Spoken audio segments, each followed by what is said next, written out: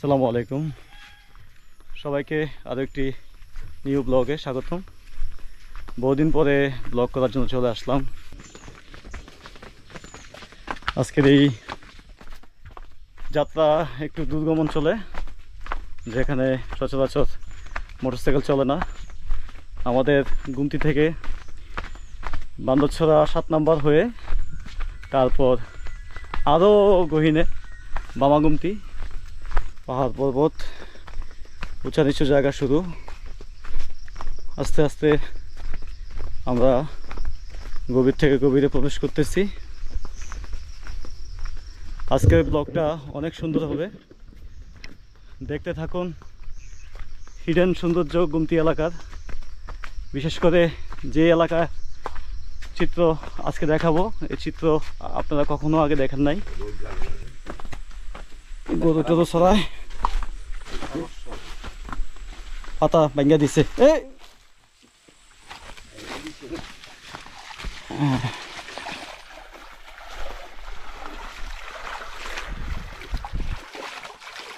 আরে আমি যে জুতা লই আইছি একদম পিছল, ফোরওয়েল জুতা কিনে দরকার ছিল এসব রাস্তার লাগে। তোমার যে জুতো যত বড় কাদাও আমি একটা জায়গায় পেলাম, কিন্তু আমার ঠেল পিছল ছিল। আপনি তেলে জুতা বাজাইলে হ্যাঁ আমি এরকম জায়গাটা আটলে পিছল লাগে। হাঁটার টেকনিক শিখে লাইছেন আর কি। যত পিছল যত মেকো বেড়া জুতা খুলে না, জুতা খোলা না।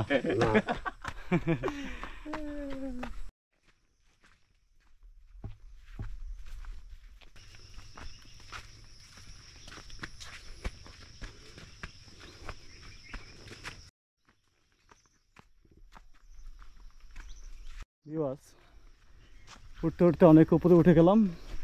ওই যে দেখুন, প্রতি পাহাড়ে পাহাড়ে একটা একটা বাড়ি আছে। এদিকে একটা বাড়ি, ওইদিকে একটা বাড়ি। এগুলো কি বাঙালি বাড়ি? পাহাড়ি বাড়ি। ওইটা বাঙালি, এটা তো গাংটা না? ধান খেতে তো অভাব নাই। ওই যে পাহাড়ের ফাঁকে ফাঁকে ধান ক্ষেত।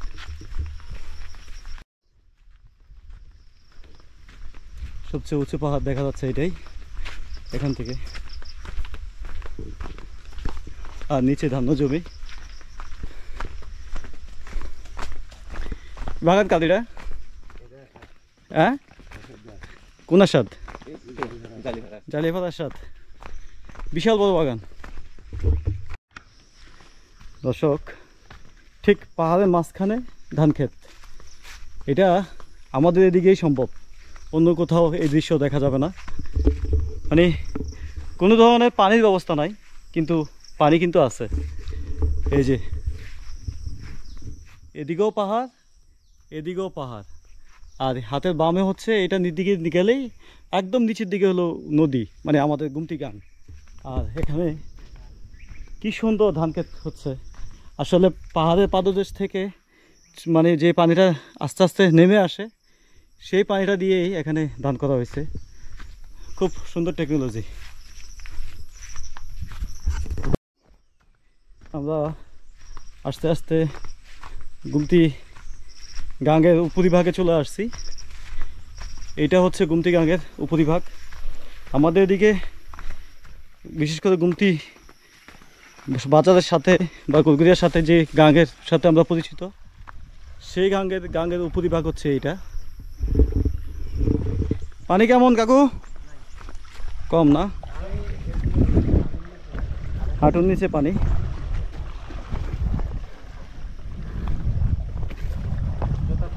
হ্যাঁ, জুতা তো খুলতেই হইব।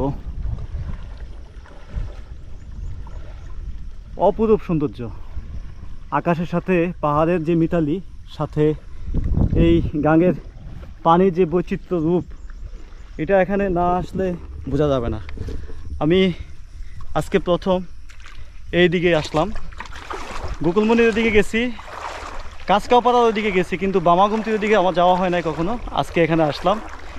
আসার পর থেকে মানে একদম মনটা ভালো হয়ে গেছে, ফ্রেশ হয়ে গেছে। এটা হচ্ছে গুমতি গাঙ্গের উপরিভাগ। এই জায়গাটার নাম কি? এই জায়গাটার নাম কি? পানছড়ি মুখ, ছোট পানছড়ি মুখ এই জায়গাটার নাম। দর্শক যারা গুমতি বেড়াতে আসেন তারা চাইলেই এখানে ঘুরে ঘুরে যেতে পারেন। দেখার মতো অনেক কিছু আছে, শুধু পার্বত্য অঞ্চলের আনাচে কানাচে লুকায়িত সৌন্দর্য দেখলেই বাংলাদেশ না পুরো পৃথিবী দেখা হবে আমার কাছে মনে হয়।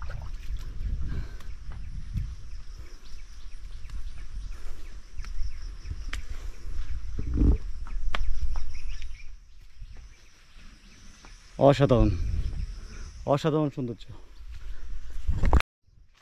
আবারও কলা বাগান। যত ভিতরে প্রবেশ করতেছি শুধু মুগ্ধ হচ্ছি। এখানকার মানুষের যে অর্থনৈতিক সমৃদ্ধির সিঁড়ি, সেই সিঁড়ি হচ্ছে কলা বাগান। আমাদের পার্বত্য অঞ্চলে বর্তমানে কলা চাষ ব্যাপক হারে বৃদ্ধি পেয়েছে। আগে প্রান্তিক চাষিরা কলার দাম পেত না, কিন্তু বর্তমানে কলা ভালো বাজার মূল্য আছে এবং কলা একটি অত্যন্ত পুষ্টিকর খাদ্য, সারা বাংলাদেশের ব্যাপক চাহিদা। আর কলা চাষে তেমন একটা খরচ কম, এই কারণে চাষিরা কলা চাষে উদ্বুদ্ধ হয় বেশি। দেখুন প্রত্যেকটা টিলায় টিলায় শুধু কলা বাগান আর কলা বাগান।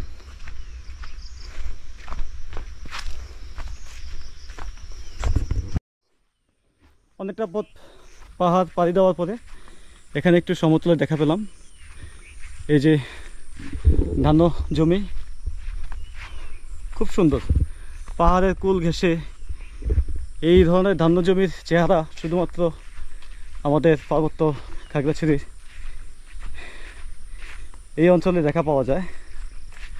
মানুষ সীমাহীন পরিশ্রম করে পাহাড়কে তার চাষযোগ্য আবাদ ভূমি হিসেবে রূপান্তর করছে। এটা শুধু এই অঞ্চলের মানুষের দ্বারাই সম্ভব। কী পরিমাণ পরিশ্রমের ফসল এই ধান ক্ষেত, এটা দেখলেই বোঝা যায়। অবশ্যই এখন ধান চাষ হচ্ছে না, সিজনে মনে হয় একবার বা দুইবার ফসল হয় এখানে। আমার সফর সঙ্গীরা মোটামুটি আগায় গেছে, আমি ব্লগ করতে করতে আগাচ্ছি, তাই একটু স্লো হয়ে গেলাম। এই জমি এবং এই টিলা এবং ওই দিকের টিলা সহ এগুলো সব হলো আমাদের প্রয়াত স্যার ললিন মাস্টার স্যারের। আচ্ছা, একটা খুব সুন্দর দৃশ্য আপনাদেরকে দেখাই। পাহাড়ের মাঝখানে এমন একটা পুকুরে দেখা পাবো আমি কখনোই কল্পনা করি নাই। শাপলা ফুটে আছে থরে থরে, এইটার দৃশ্য অসাধারণ। ও কল্পনা করা যায় এত ভিতরে এরকম একটা পুকুরে আমাদের জাতীয় ফুল শাপলা ফুটে আছে এভাবে। ওয়াও, অসাধারণ সৌন্দর্য। উপরে একটা পরিত্যক্ত ঘর আছে, কেউ থাকে না মনে হয়, এটা একটা বাগান বাড়ি সম্ভবত। দাদা কেমন আছেন? ভালো। আপনাদের বাসা কোথায়? বাগানতে এদিক দিয়ে যাবেন, কলা বিক্রি করে আসছেন? হ্যাঁ, কলা বিক্রি করে আসছি। এগুলোকে আব্দুর রহমান মাস্টার যে ওই যে বলে তার না?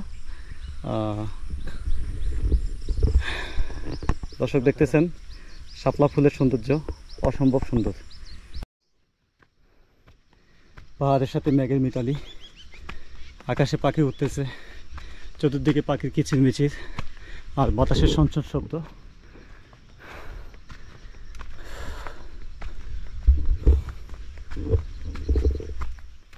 এখান থেকে সমতল ভূমি দেখা যাচ্ছে, অসাধারণ সৌন্দর্য।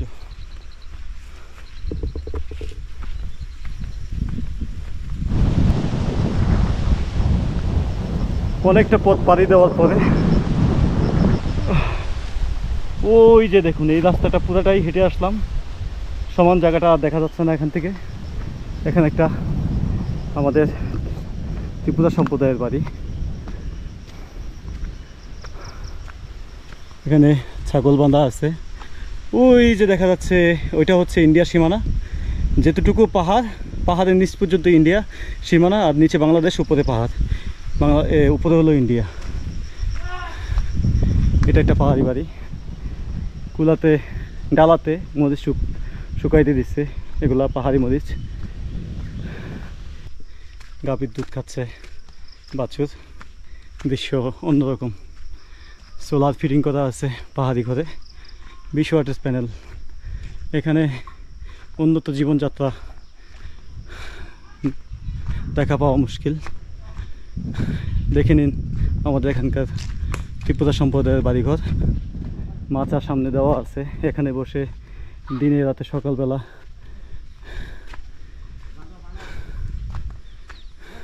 বিশ্রাম নেয়। এটা হলো পাকঘর, আর এরা বাড়ি পাহারা দেয় সর্বক্ষণ। আমার দিকে খুব কৌতূহল দৃষ্টিতে তাকিয়ে আছে। ওয়াও, অসাধারণ দৃশ্য। এখানে একটা পাড়াতে চলে আসছি। এই পাড়ার নাম কি? পানছড়ি টিলা। সবাই মিলে কাঁঠাল খাচ্ছে।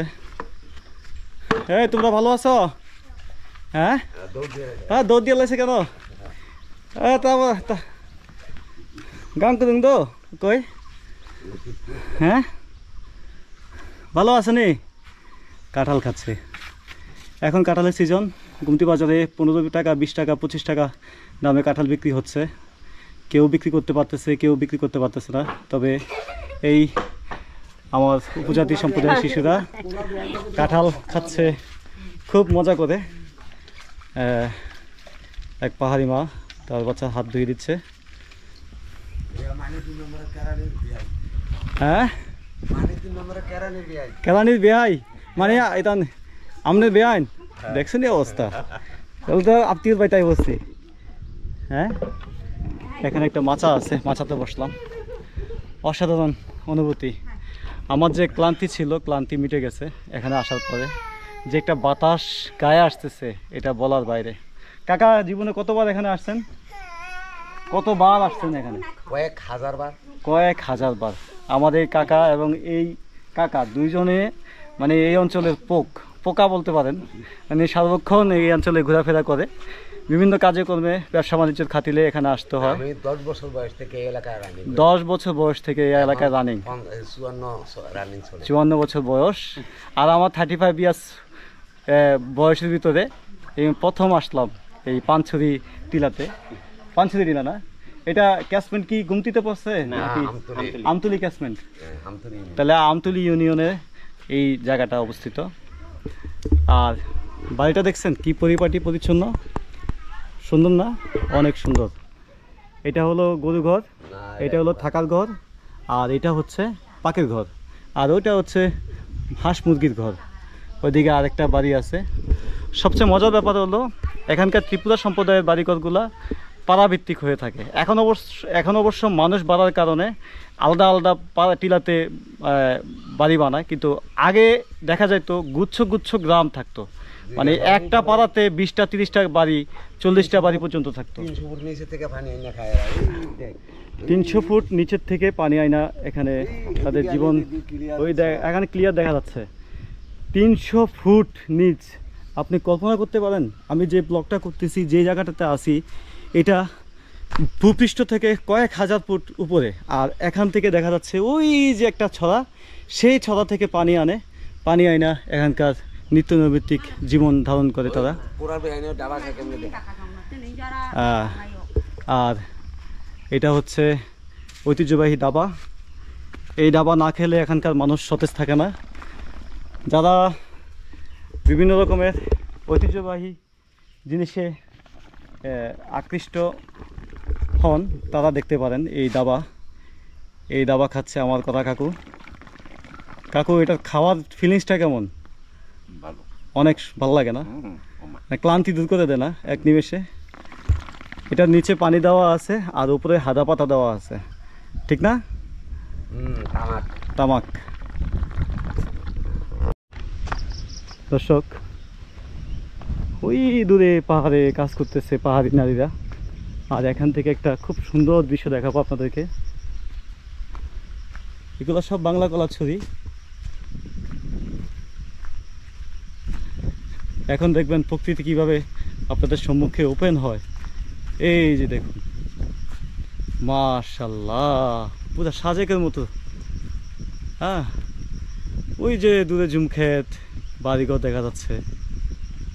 এটার সৌন্দর্য আমি বর্ণনা দিতে পারবো না। আমার খালি চোখে যা দেখতেছি, পাহাড়ের পরে পাহাড়, পরেতে ভাঁজ দিয়ে আছে। আর এখান থেকে ওই যে দূরে খাগড়াছড়ি টাওয়ার দেখা যাচ্ছে, আলুটিলার। ক্যামেরার চোখে হয়তো নাও দেখা যেতে পারে, কিন্তু অসাধারণ সৌন্দর্য। এই সৌন্দর্য দেখার জন্য একদিন কেন 10 দিন পরিশ্রম করতেও রাজি আছি। বাংলার দার্জিলিং বললেও ভুল হবে না, বাংলার কাশ্মীর বললেও ভুল হবে না। আমাদের গুমটির বুকে এই ধরনের সৌন্দর্য এক্সপ্লোর করা আসলেই অন্যরকম অ্যাডভেঞ্চারের মতো মনে হচ্ছে। আমি কখনো চিন্তাও করি নাই মামাগুমটির এই সাইড, ছোটো পানছড়ির মুখ বা পানছড়ি টিলা, এই দিকে আসলে এত সুন্দর জায়গা আমি দেখতে পাবো। দেখুন সৌন্দর্য কাকে বলে, ওয়াও, অসাধারণ, সুবহানাল্লাহ, মাশাআল্লাহ। একটু জিরাই নিলাম পাহাড়ি বাড়ির থেকে, এখন সামনের দিকে এগোচ্ছি। আসলে কি বলবো, আমি অভিভূত, আমি মুগ্ধ। আমার এলাকাতে যে এত সুন্দর সুন্দর জায়গা আছে, এত সুন্দর প্লেস আছে, এদিকে না আসলে আসলে বুঝতে পারতাম না। আসলে কখনো সাহস করিনি অথবা উদ্যোগ হয়নি। আজকে একটা ব্যবসায়িক কাজে এত ভিতরে আসা, এবং আসার কারণে এক্সপ্লোর করতে পারতেছি জায়গাগুলা, মেমোরিতে গেঁথে রাখতেছি, ক্যামেরার চোখে ধারণ করতেছি। আসলে আমাদের মাটিরাঙ্গার ভিতরে যে এত সুন্দর সুন্দর জায়গা আছে, এটা ক্যামেরার চোখে ধারণ করার চেষ্টা করতেছি। এটা আরেকটা পাহাড়ি বাড়ি। এখানকার বাড়িঘরগুলোর এমনই হয়ে থাকে, মাটির ঘর। আপনি চিন্তা করতে পারবেন না এত উপরে মাটির ঘর করা হয়েছে, তাহলে কি পরিমাণ কষ্ট করছে তারা, পানি কত নিচ থেকে আনছে, এটা একবার চিন্তা করে দেখুন। একটা শুকর ছানা বাঁধা আছে, ওই যে দেখুন সৌন্দর্য কাকে বলে। এই সৌন্দর্য খরচ করার জন্য, সৌন্দর্য দেখার জন্য অনেক টাকা ব্যয় করে, অনেক টাকা খরচ করে ঢাকা থেকে বা বিভিন্ন অঞ্চল থেকে মানুষ আসে, সাজেক চলে যায়। কিন্তু আমার সাজেক যাওয়া লাগে নাই, আমার এলাকাতেই এমন সৌন্দর্য দেখার জন্য চলে আসলাম। দেখুন অসাধারণ।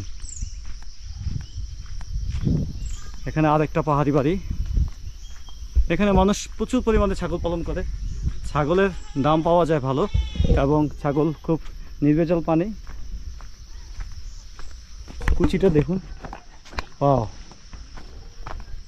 এদিকে নামতে হবে না, এদিকে চলেন চলেন চলেন। দিক দিয়েও একটা জিনিস দেখাই আপনাদেরকে, এখানকার সৌন্দর্য। ওয়াও, মেঘের সাথে পাহাড়ের যে মিতালি এখান থেকে আসলে এখানেই দেখা যাচ্ছে। ওয়াও, অসাধারণ, অসাধারণ সুন্দর, অসাধারণ। সামনে একটা জুম ক্ষেত,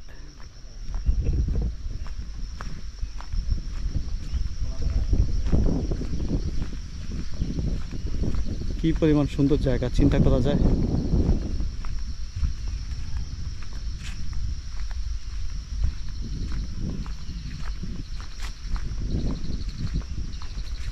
এদিকে এখন এটা আমতুলি। ওই যে কালা পাহাড়ের একটু তলে দিয়ে সোজা রাগা দেখা যাবে, হ্যাঁ, হ্যাঁ, হ্যাঁ। সেইটাও আমতলি। এটাও আমতলি। ওইটাও আমতুলি। সেগুন বাগান তো দেখা যাচ্ছে প্রচুর আছে এখানে।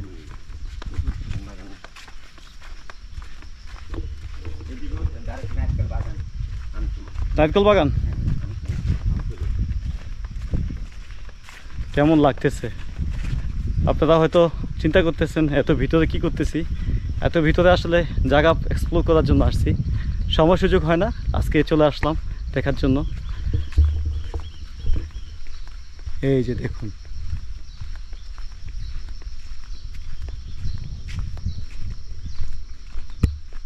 কত ফুট নিচে হবে এটা? 200-300 ফুট হবো যে কুদুম। পাহাড় আর পাহাড়, পাহাড় আর জঙ্গল, জঙ্গলও আছে, বাগানও আছে।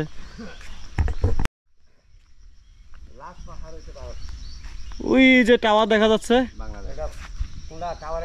এটা ভারতের টাওয়ার। টাওয়ারটা ভারতের টাওয়ার, বড় পাহাড়টা ভারতের, ঠিক না? এটা নিচু আছে ভারত।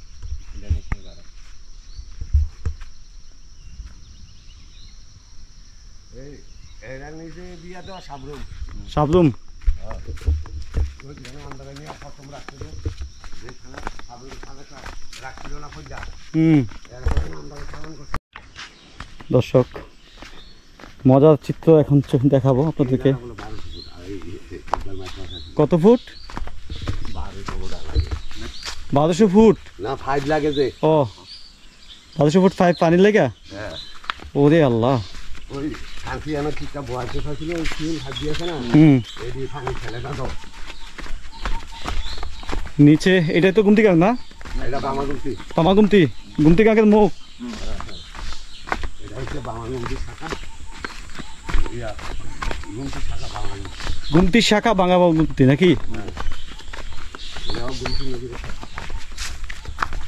গুমতি নদীর একটা শাখা বামা গুমতি।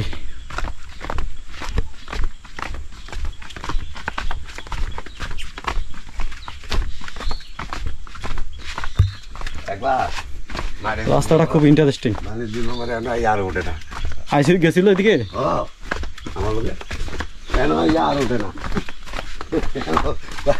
বই তুই কি এনে যাবি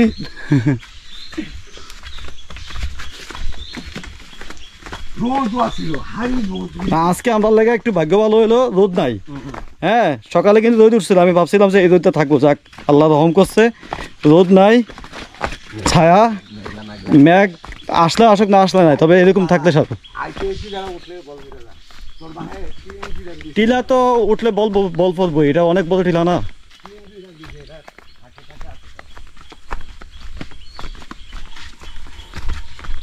নামছে না এখন আরাম, উঠতে না বুঝবি।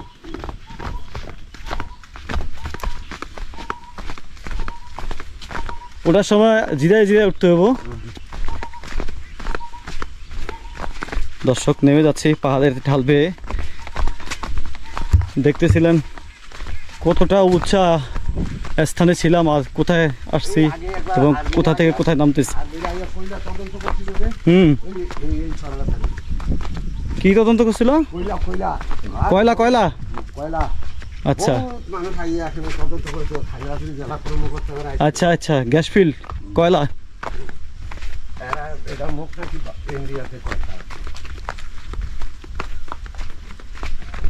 কয়লা এখানে আছে কিন্তু মুখ ইন্ডিয়াতে। হালকা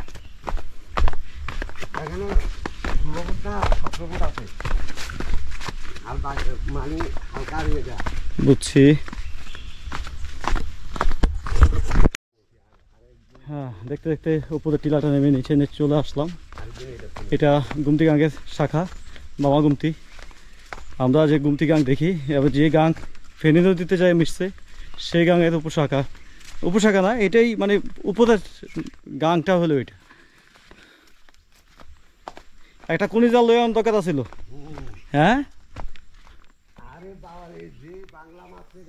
কেন আসলে কেটা সাইফুলে না এটা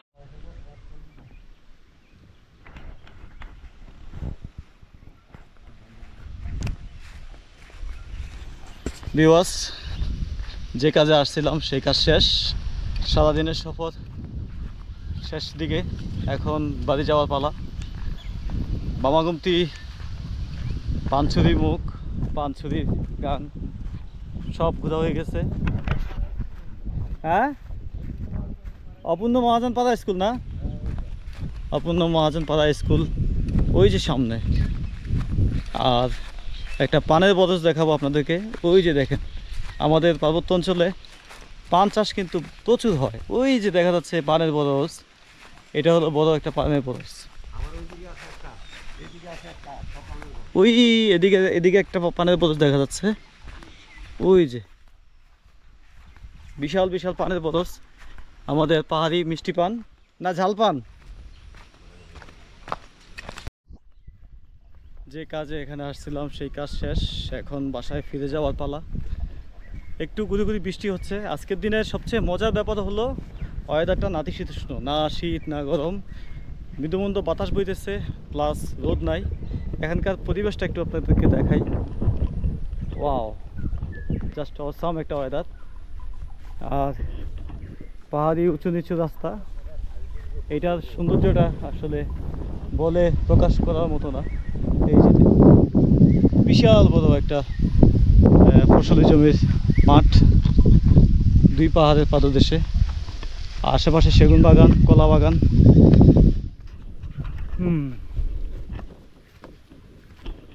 তো সারাদিনের পরিশ্রম সাকসেস, চলে যাব বাসায়।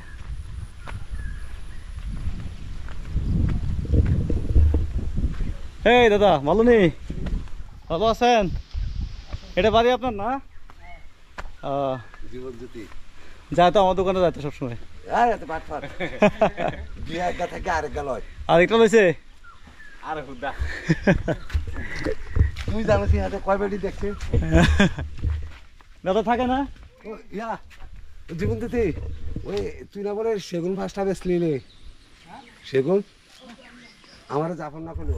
ছবি তুলে নিয়ে যাই। আসো আসো আসো, এটা ক্যামেরা। আমাদের এলাকার ছেলে পেলে, এই জীবনজ্যোতি দাদা। এটা মেয়ে না ছেলে? ছেলে। তার নাম পুদুংচা। সুন্দর নাম, সুন্দর নাম। দাদা থাকে না? হ্যাঁ।